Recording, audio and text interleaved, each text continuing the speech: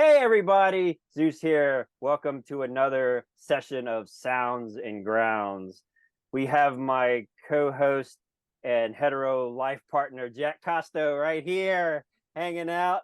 And today, I'll have to be honest, I'm a little nervous because I got the Twin Towers up here. We have Adrienne Cowan, also from Seven Spires, Sasha Pay's Master of Ceremony, Wins the Plague. I'm sure I'm forgetting somebody else as well. Many amazing projects she's involved in. She is our super special guest today. This will be our fourth session. We'd like to thank everybody for checking out all the past sessions and sticking with us as we sort of hone our skills a little bit and get things a little more tight and fit for the genre of what we're doing. But hey, how are you doing, Adrienne? You're welcome to spew a little nonsense or get deep into some. Well, I'm doing great, thank you. I'm super happy to be here. Very happy to have a big nerdy chat with both of you. I like that Jack and I are the Twin Towers. I hope that nothing happens to us. Yeah, no. Well, I was thinking more Lord of the Rings than New York. Okay. So two towers, but still. The two towers, not the Twin Towers. Yeah, okay. Yeah. My bad, right. dude. That's okay. Either way, this is bad news. Okay, wait, who's Mordor and who's Isengard? Yeah, one of us is going to be sopping wet and the other one is going to fall over. Wait, fall over or like be covered in magma? Oh, flaming hot magma. I don't know. I feel like I'm the wet one because I'm always fucking crying. Are we allowed to swear, by the way? Yeah, and you've dropped the absolute earliest F-bomb so far of any show. Yeah, so I knew congrats. This was going to be the absolute most swearingest episode we've done so far. Really? Yeah, it's fine.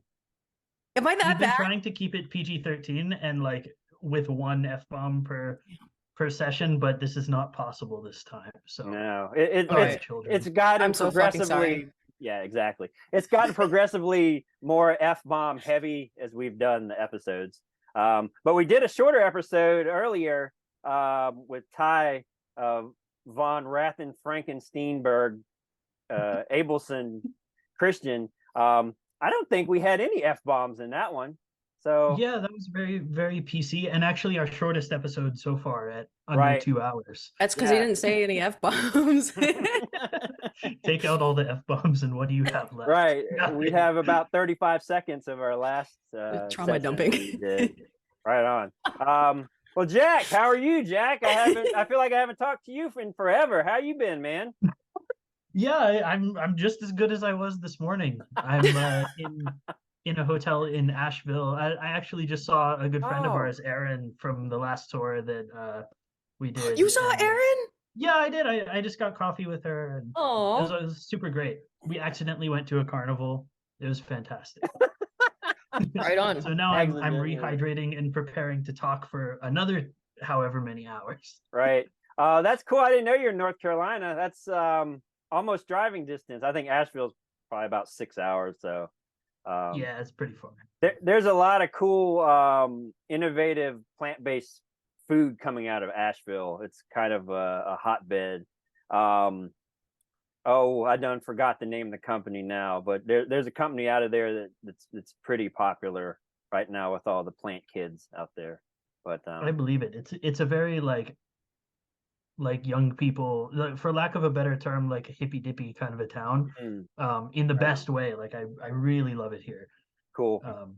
Yeah, apparently the best sushi restaurant in the world as well. What? I would think that would be in Japan somewhere. I would think so too. Or at least somewhere in Asia. Right on. Oh, you going there? Not this time, but another time I will. Right on. Cool. All right. Well, and how are you, Zeus? I'm okay. Thanks. I don't think anyone's ever asked me how I was doing. Next question, quick. I'm doing okay. Better and better as the days go by. It's not been a happy, good year, let's just say, but you know what? That's life. You've got the the luck of the draw of living to experience everything. So dealing with things a lot better. Music absolutely helps 100%. Art helps. Having this outlet, looking forward to something. We had texted earlier, and this, you know, I wanted to be heavy on mental health because you share a lot of this on your Patreon account, and I highly suggest people ante up for that, and 100%, other than the fees, you know, go to the artists. But I think this will be a kind of a cool outlet to give people sort of a glimpse into your mind and how you work through things and stuff. It's very amazing to see one, how open you are with your fans and your community. But anyone that watches this that kind of gets a glimpse into your craziness in your head should check out your Patreon and support you to see all of these things. So maybe people that don't have your Patreon or aren't members yet, this will maybe trigger them to be like, wow, that's really cool. That's something I want to support, you know, personally, you know. But thank you for asking. Of course, I appreciate the plug. Thank you very much. Absolutely. Can I ask the first question? Yes. Okay, Sure. I asked you this in our Instagram text thread, but I'm just gonna ask both of you. What's the next first best thing that's gonna happen, either like this weekend or tomorrow or like in the near future, maybe next week? I'll let Jack answer this one first, because even though I've just had time anything to, like Like, Like what- what's yeah, like what's something you're like super looking forward to that's coming soon? Oh man. I mean, so in the immediate future, I have a big road trip tomorrow, which means I get to sit on my ass and look out the window and read a book for like several hours, not have my workstation in front of me, and like just unplug and let things go by. So I'm looking forward to that for sure in the short term. That sounds really great. How are you gonna look outside and read a book at the same time? Your It's eyes are going to be a like lot of hours. I'm gonna. like this. Like Yeah. one eye on Return. Are you still reading the Silmarillion? Yeah. So you I'm can like a third of the way do through now. like elf history and family lineage, and then like trees with the other eye. Yeah, exactly. No, what you want to do is read the reflection of the book in the window as you're looking outside. That's That's the way you do it. wow, galaxy brain moment. I've ridden many hours in the passenger seat in the back seat with like nothing to do, because you know you didn't used to have cell phones and internet and tablets while you're in the car, so it's literally. I thought you were gonna say we didn't used to have books. I'm like, dude, you're not old. Come on. But he is from Virginia. Oh. yeah, we had the automobile before we had books, definitely in Virginia. Wow. Trucks, specifically big jacked up trucks before books. And licenses also. I was driving, you know, off-road truck before I had my license, so that's like the norm here, I think. I think yeah, you go got some ahead. kids in South Carolina that also are riding off-road vehicles Oh yeah. without a license. For sure. Yeah, they For invented sure. they invented this squatty truck trend down there. It's actually legal now because people have been dying getting hit, because say for example someone's driving this vehicle and you don't see them as much anymore, but like the front's really high and the back's really low. Okay, yeah. It's squatty. So as it's going down the road, you can't hardly see you know the steering wheel. And so people have been like run over and killed, and you know there's someone changing a tire on the side, and someone's driving this thing and doesn't realize, can't see them, and so they get hit. So luckily, like in case here where the law has actually done something good, it's made that illegal. Like you can't have your vehicle where you really can drive it and not see so much where you're going. Books, That's super get them. weird. They need to get books in these places. Get rid of YouTube, get some books. I'm Get sort rid of of YouTube except for our podcast. right, right, and go to live shows and go to different festivals like Mad with Power, where you can see Seven Spires headlining day one, August 18th in Madison, Wisconsin. It's Friday the 18th. That's this festival is doing amazing stuff. I think they just outsold Prague Power, Mm-hmm. like Yeah, yeah, today or yesterday, which is yeah. like incredible. I mean, I think Mad with Power is a relatively new festival, right? Like Hmm. last 6 years. 6, yeah. And Prague Power has been around for at least twice that, I think, if not way more, right? Yeah, I think over 20. Wow. Yeah, so I mean, effing congrats to Ty and everyone involved with making that happen because it's a huge achievement. Um, Especially in the US, I think to have like a like melodic and specifically like nerdy power metal festival do so well, it's really amazing to me. But yeah, Now, have y'all played that before, or is this the first no, time? First Okay, time. first time. that's amazing. Yeah, I mean, I'm biased, but he made the right decision headlining you guys like the first night. Like seriously, I think a thing with Prague Power kind of hinders them, and this is just what I've read mostly, is it's always different bands. So like they don't have recurring bands playing so much. Um, it's kind of a drag because it was like, you know, if a certain band's playing there again, I think people might come back that want to see Mhm. somebody specific, you know. But I've never done a fest, so I'm talking out my ass. I don't know, but I know as a fan, like for example, it's close enough. Um, if you guys were playing there or another band, and I've sent them multiple messages from some of the other more proggy, deathy. I got this one friend's band. It's like Alien Core. It's like proggy alien death core. It's got a bunch of cool things mixed in. And I'm sending them, you know, information like y'all should check this band out. And then one of our artists up from Maryland is called Megatronix. It's a 2-piece. So it's like power metal mixed with like doomy sort of electronic techno dancey stuff. Yeah, They've cool. been trying to do prog for like 3 years now, and they're like, oh yeah, it's cool. We checked your stuff out, but you know they're just starting. They're not signed or anything, but their music's very much like, you know, it has the high gothic vocals, but then it's like heavy, like G drop tune 7-string guitar. He plays one of our guitars, but like with the drum machine and techno and like 80s kind of vibe happening. It's really cool stuff. As soon as I heard him and the guy was like, I'm interested in playing, I was like, yeah, I want more bands like you guys playing our stuff. That's like, this doesn't sound like anything I've ever heard. Like you can only have so many Florida death metal bands playing your stuff, and then it's like, Uh-oh. you know, I want like expansion. I like other stuff, you Hello, know. metal sucks. Um,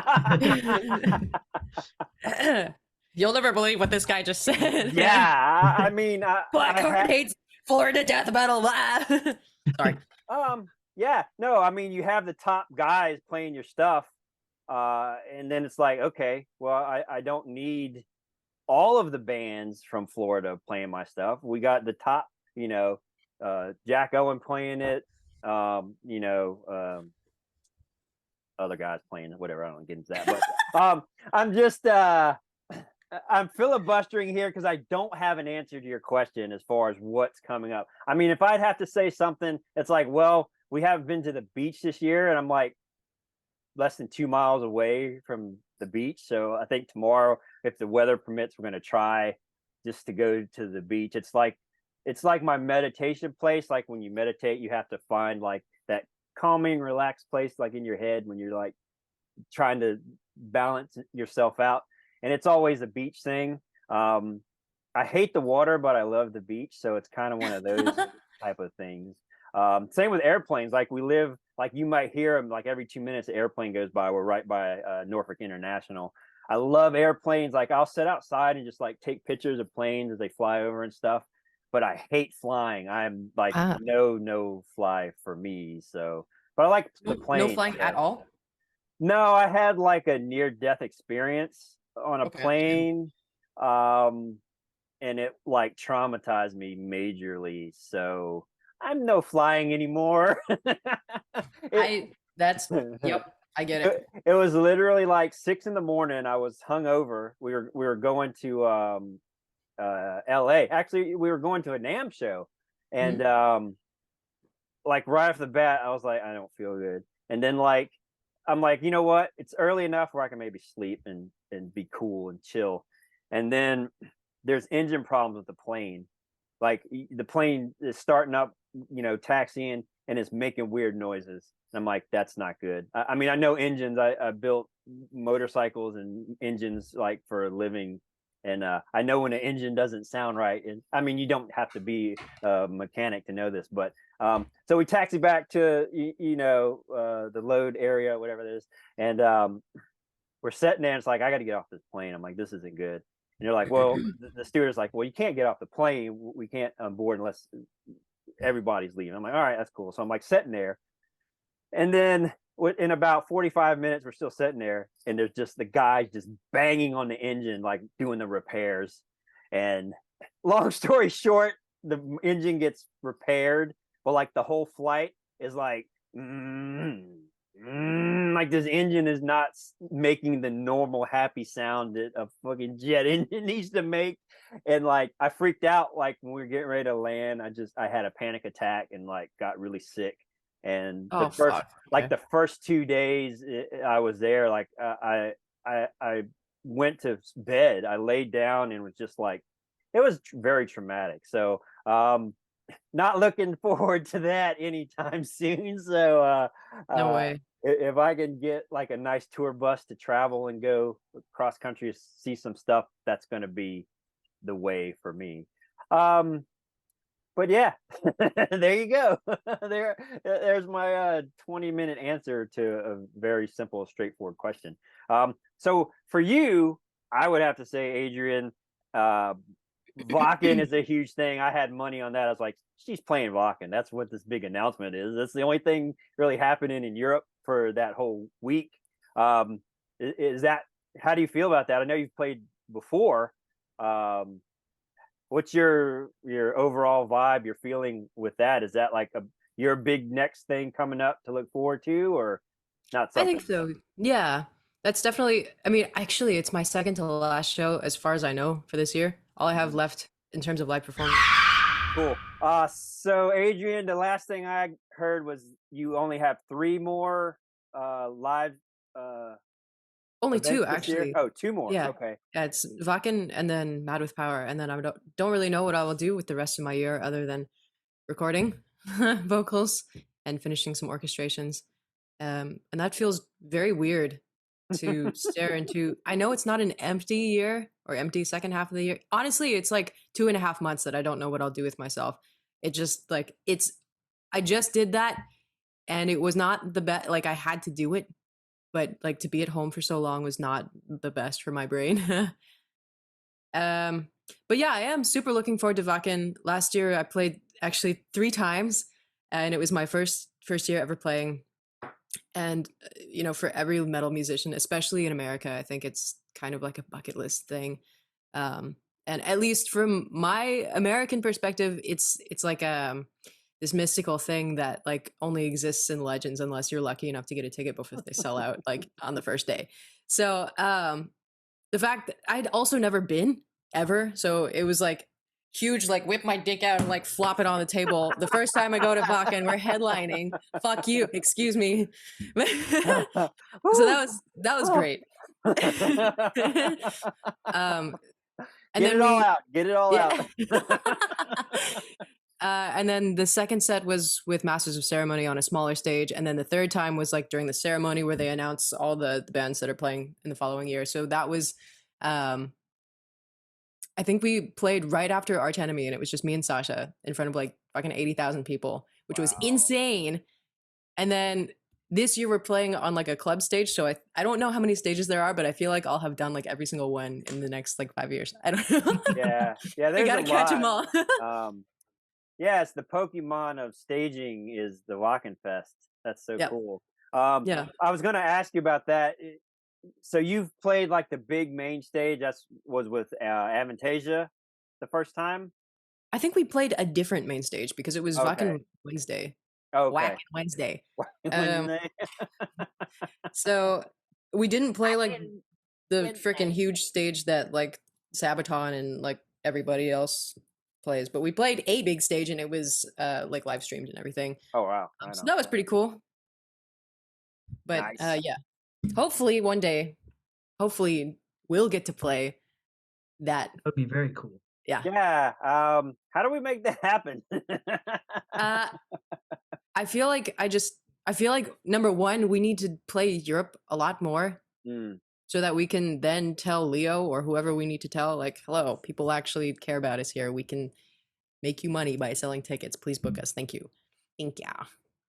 But I don't know if that was like a literal question. Sorry, I just Sure. Yeah. No, it's figuratively, literally, whatever. Any question is fair game, so you can answer it however you like.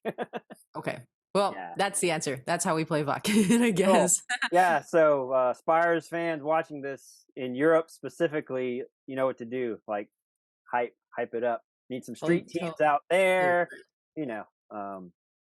More tours, more European tours, right? Basically. So some of the questions, I'll sort of skim these. It was a good amount.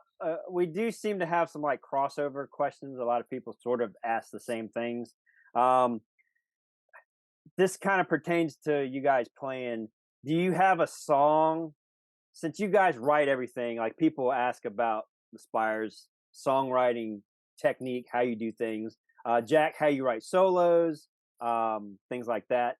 But do you have a song, or there's certain songs where you two are on stage and they like mean a lot more, or all the songs mean just as much because you write them together the way you do? Jack, you have to answer first, but make sure you don't give the wrong answer. I always give the wrong answer. No, I think it depends on the day. Like different songs hit me more on different days. But they all mean a lot. They're all like my children in some way, but some of them misbehave sometimes and other ones got good grades that day. That's so awesome, man. I feel the same way about my cats. Like some days certain cats are just better than other cats, you know, but they're all, you love them all the same, but you know. Yeah. But Was you that don't the right answer, or did I fail? No, I think that's basically what I would have said. So I don't know was if the right answer. It's not for me, it's not the songs that misbehave. It's like me being able to deliver my best or not being able to deliver my best based on like having two pieces of tiny wet tissue for an instrument, basically. Wow. They don't teach that in Melissa Cross's vocal class, so you heard it here first. Or maybe they do. I don't know. I don't think I've ever heard it that way. So Yeah. cool that they all, just depending on the day, really. Do you have a certain place you've played that sort of vibes better with you? I'm sure the larger venues sometimes have an advantage, but also something more quaint and you know, close up is cool too. Okay, I have two answers. In terms of venues, last year we played this place in Ohio that was like an old theater. And it was just so beautiful. Visually, it was stunning. The sound was freaking amazing. I'm trying to not drop F-bombs now. No, it's fine. We've Okay. passed the point of no return, so fucking do Okay, it. all right. So yeah, the sound was fucking amazing. I don't say this lightly, but I really loved the way that my voice sounded in this room. And like any singers, like professional or hobbyist watching this will understand, like most of the time we hate the fucking way we sound. So to get into a room where we're like, I sound awesome here, that was a big deal.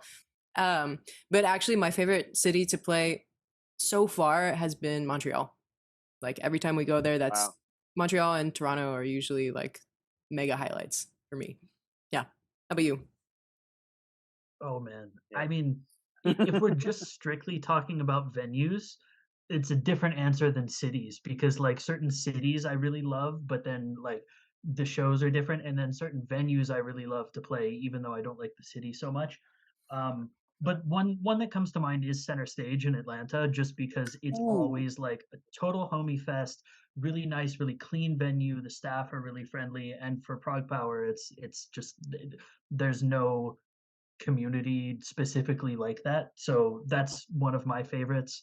Um, yeah, all the like Northern American and Southern Canadian theaters that we've played have been gorgeous and really fun as well. Um, like Adrienne said, Montreal, Toronto. I'm trying to think of any that you didn't already say, and The that's place, difficult. the venue that I was saying, sorry, it was in Cleveland. It's called the Agora. Agora Yeah, Theater. Yeah, yeah, That yeah, place is awesome. yeah. I had family up there. I was writing it down. I'll put a note, in the comments, be like, "This theater is awesome. You should definitely go play there." Yeah. Oh, and the Palladium in Worcester is Oh like yeah, a almost classic. kind of our home venue, Mm, but Yeah. the yeah. downstairs stage in that is just like almost just again because of the crowd that's there, it feels a little bit like home, you know? Yeah. Yeah. Also, since they like redid it, however many years ago that was, like it's so beautiful. Yeah, it All the doesn't black smell and like gold. feet anymore.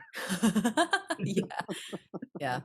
But yeah, Ooh. the stage in Atlanta is a great answer.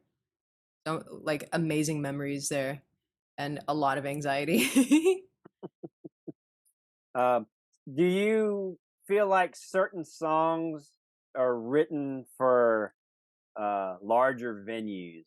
You know, or say you write a song. Like, do you envision like this song is going to be more sustainable, like the energy in like a big venue? You know, you have like arena rock bands that they play certain songs that just kind of resonate in a large space. Have you guys experienced that at all with like you're putting a song together and you kind of in your head it's like this big open kind of venue that it might resonate better in? For me, yeah. But do you want to go first? Uh, Also, yeah, but I decide this stuff later. Like I always think about it when we're putting a set list together, and Oh, like right, right. if we're in like a really small venue and like I know people are gonna be like, you know, yelling at the bar or like watching a sports game or something, then I'm like maybe we don't play Silvery Moon and everybody talks over the quiet intimate verse and um but it's usually practical reasons like that and not because of the song because I want every song to be an arena song or Mm, a 80,000 person festival song or yeah. Yeah, well said. cool. But specifically a song like In Sickness and Health, when I was working on like the sound design, it's actually usually the more like emotionally intimate songs that I imagine would translate best to a very big venue because somehow when you write about something so universal but so close to your heart and then you like do the arrangement and like use like cool soundscapes in a way that like there's a lot of like white noise and like space and notes you don't play. um I feel like this works great in larger venues. Also, like the denser the song is, like just in terms of acoustics, like the denser the song is, the shitter it's gonna sound like if you're across a football field in nosebleed seats, basically. So I would say maybe some certain song, maybe something like I don't know, some of our more extreme stuff may not do as well in a huge stadium, but I also could be wrong because then you have like the venues that Dobus plays with Testament, Right. and you know what I mean. So I also actually, now that I've said all of that, I wouldn't really know because I don't really go to stadium shows. I haven't. I think the last stadium show that I went to might have been My Chemical Romance, like 100 billion years ago. Whoa. Yeah, Right and on. I saw. We went Yeah, to that Slipknot show at the open air true, thing with true. Pete, and we They missed were, Bullet for My Valentine. yeah, they were That really was good. sad. I'm not even a I Slipknot remember fan. that They were because really Lamb of good. God played right before them, and literally all I could hear was the slapback from the snare coming from behind me because of the seats that Mm. were, you know, we were like far enough away that like the band was way over there, and most of what you hear is like, but like several milliseconds late. It's like two drums just bouncing around. Yeah, Yeah, yeah. uh, that that stuff is really hard to mix arena. Like it's not that they're from Virginia, like they have a history here. Like everybody's related to Randy in Virginia for some reason. But their music's like, it's cool they play these huge venues.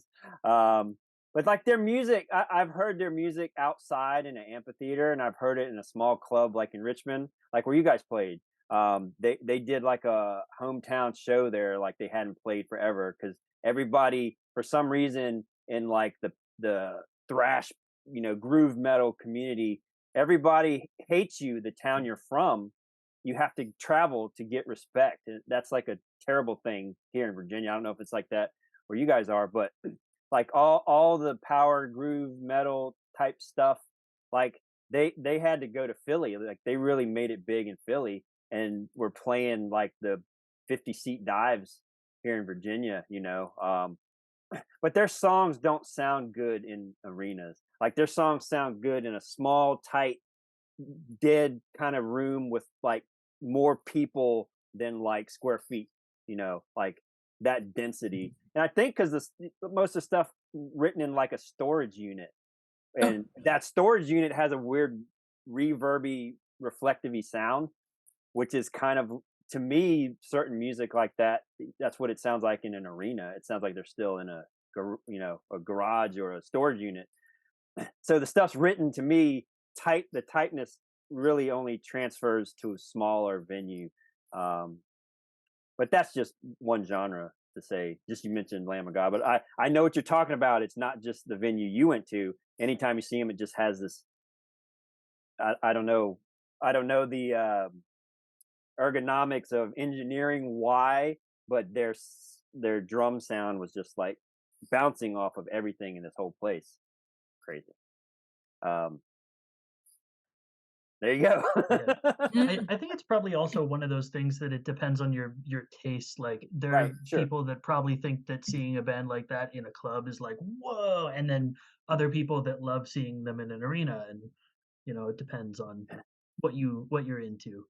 Yeah. While we're talking live shows, someone had asked about the set lists for Adrienne. I know the answer, but you guys can answer. How do you do the set list, and do you write them for a specific emotional feel, or do you kind of have a go-to, like, we want to have these songs depending on the length, or what's the process for set list construction for you? I mean, usually we have a couple of like keystone songs that we can all like we know, duh, we're gonna play with LVT, then we have to open with Gods of Debauchery, duh, because it's definitely not Asignados at all. And then of course, like, we have to close with Dare to Live because of this like stupid brutal breakdown. And then the rest in between, it's kind of like, are we playing with Omnium Gatherum? Do we play the stuff that's Van Halen influence? I don't know. Usually we just leave it up to Jack, and then I don't know, you do a great job, and then I come back in like 3 months. It's like 1 week out from tour, and I'm like, I can't do it. And then we get to rehearsal, and then it turns out I can do it. And then Dovis is like, maybe we should play this song instead. And then we try it, and then that's the magical thing. So it is kind of a collaborative thing, but it's mostly Jack. For sure. I usually like kind of take the front end because I guess I have the most time, and then I just throw it together, and then people weigh in. But I feel like you actually like doing this too, though. I love doing it.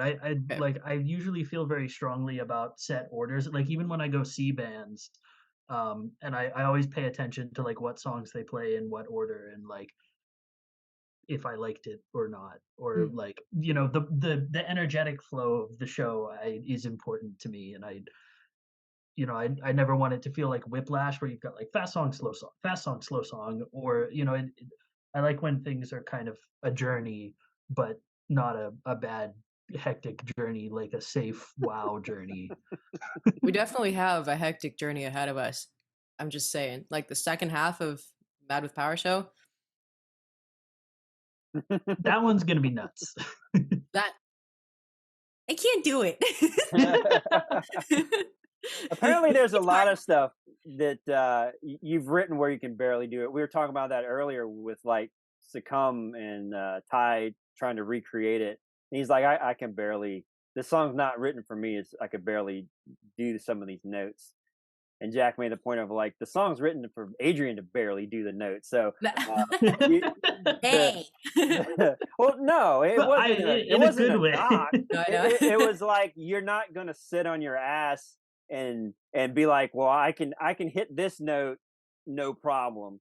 I can't hit this note all the time, but it's your integrity is like, if this song needs to be this note, I'm gonna fucking work and make it happen and hit this note, because that's like the journey, the emotional journey needs to go. Like I'll listen to multiple songs and it's like that note's coming up and you hit it obviously on the recording, and I'm like, is she gonna hit that note? And like in my head I'm like, that's a hard note, that's she gonna hit that, but it's the recording, so it's like of course she's gonna hit it. I know what you mean though. You know what I'm saying? It's like it's that part that's coming up, it's like, but that's like the magical essence of it, you know. A lot of that comes back to like your influence, like people want to know like the trauma you or someone has suffered to write all these songs and the content. Yeah, someone had asked if they pertain to you personally or someone you know, or if it was like you know, a juxtaposition of emotions, because it is pretty crazy. Like I'm always someone that looks at lyrics. Like I can't get into a band if their lyrics are like a whole bunch of like repetitive things and like sayings and quips. And the fact that I think you go out of the way to use words that you don't hear constantly over and over. Like what's your overall motivation and what's inspired you to have this epic story? And did you guys decide to keep the story going? Sorry, there's always an and also with the question. Making concept like not an album, but like the band so far has just been the same concept. Did you go into that preconceived, like we're going to do this, or just sort of happened? I know that's a lot to unpack, as we say. I'm like, which question do we answer first? I guess the songwriting and what's really, where are you drawing inside of yourself to tell this story, and were you planning this story to be multiple albums as a band, or as you personally? Yeah, that's sorry, the condensed version. That we can definitely start there. Okay. Let me see if I can condense this now. Let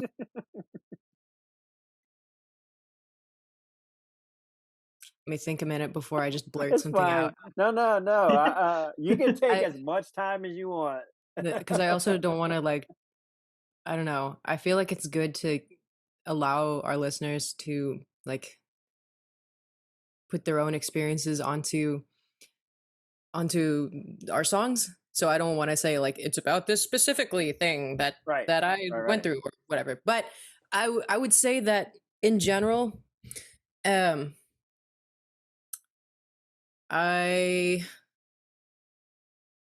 though I'm surrounded by people I love and people that love me, I endure a deeply pervasive loneliness, both in a day-to-day way and also in a very long-term way. And for a long time, long time, I felt like I had a lot of things that I couldn't talk to people about. And I had very few things that were permanent in my life. And basically the only one that was permanent, or at least the only thing that felt permanent, was me and the music that I wrote, or the music that I played by myself. So that's kind of how I started writing lyrics and writing songs. And that is probably pretty much where I draw from in terms of like emotional content for the last 3 albums, actually, and also the 4th album that we're working on. But in terms of like the fantastical story, I'm also like a big fantasy nerd. I've been a gamer my whole life. You know, everybody who's our age, like probably pretty much loved like Pirates of the Caribbean, Lord of the Rings, The Labyrinth, you know, stuff like this. Legend of Zelda. I played a lot of JRPG'S. So this is kind of where like the imagery, I was into mythology, still am. So yeah, this is where like the imagery and the storytelling aspects come from, I guess. and then it's also like I don't get up on stage and say, when I was 3 years old, this thing happened. So like it makes it a story that's like accessible and a little bit more universal, but still has enough like grains of reality that people can say like, damn, she really up there saying some stuff, and I see it and also felt that. And thank you for the words, because I didn't know how to say how I felt, and now I do. So yeah, Jack, do you want to add anything? Yeah, well, I mean, what I'm kind of getting from that, at least the summation of what I think is cool about it, is that even though there is a story and it's stuff that and the like lyrics are inspired by what you went through, you're not really writing about the events that you went through, you're writing about your feelings through them, which is the universal part that everybody can relate to. Yep. They can't necessarily relate to like, when I was 3 this exact thing happened, but they can relate to feeling this way because something happened. Right. Exactly. Also, nothing bad happened when I was 3. That was when I had my first like vocal performance. That was just like a stupid example. Like we're fine. Yeah. I just used your example. Yeah. It's stuck. The 3 thing just stuck. At one time. But yeah, it's absolutely music about feelings with fantastical skins. Fantastic core. I love it. That's good. Yeah. Stuff. And I mean, I don't think we planned like, okay, so like when Jack and I met, I had a lot of songs demoed in a very bad way because I am not a very good guitar player. It's my yet. I'm not there yet, but it's my like 4th or 5th instrument. So like I understand the concept, but the like just the hours weren't put in yet. But I'm very excited to put the hours in. So yeah, so when we met, I had these demos, and there were some really truly horrific solos, which will never see the light of day, played by yours truly. And nice. There was already kind of like I had like a vision board, right? Like I showed you like some photos and some ideas, and right? Yeah, more than one. Like you had a bunch of them all the time for all different things. Yeah. So like I was already like kind of creating the world, but then we started talking about it together, and you're like, what if you switch the roles and then like this and that? And so then the next album after Solveig was like, well, what if these songs are about that one instead? Like that character. Do you remember? And then we just started writing Gods of Debauchery after that, and it was like, well, I guess we're writing about these characters and this world again. Yeah, I guess we usually start just writing stuff, and then it ends up lending itself to the concept. Yeah. And I don't think we ever... Sorry, go ahead. No, you go ahead. Oh, yeah. Basically, I don't think we ever really did it on purpose. But then once like we were a third of the way in, we're like, oh, did it again. Let's roll with it, I guess. Yeah, I can't imagine an album not fitting in with this. So, 5, 6 albums down the road, it's like, what the hell is this album going to be about? Yeah, indeed. Because we'll find out. You from hints that I've gotten from conversations, there's a final destination for Solveig in this whole thing. So it's not going to always be every Spires album this story. Like you have other ideas kind of already in the works, or you're not there yet for album or content topics. No comment. Jack? Spoiler free. We've had a lot of ideas for a long time, and some of them might see the light of day, and some of them might not. Yep. And every time we like binge through like an 80-hour JRPG, we get more ideas. And every time we kiss, I swear I could fly. Sorry.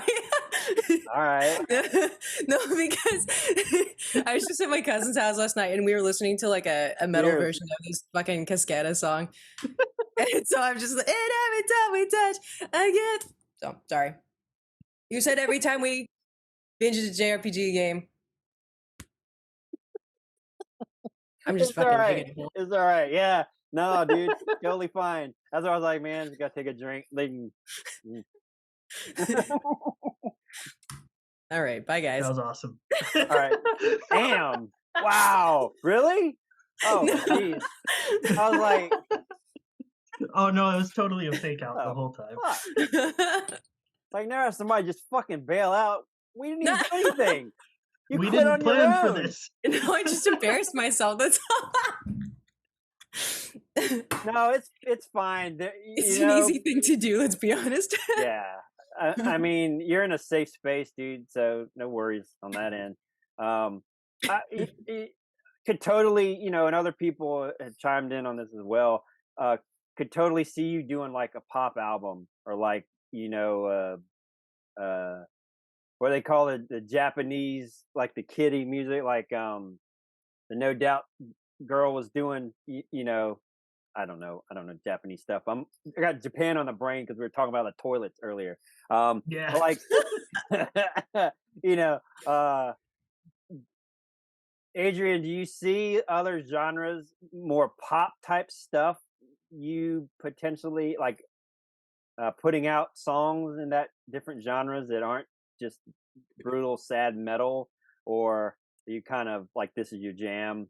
I know you're into a lot of different stuff, but actually putting out an album that would be, more like Sickness and Health, more of that things that like I'm listening to a song, I'm like, I can't believe this is the same band that does like Drowner of Worlds. Like, how is this the same band? Crazy. Yeah, I mean,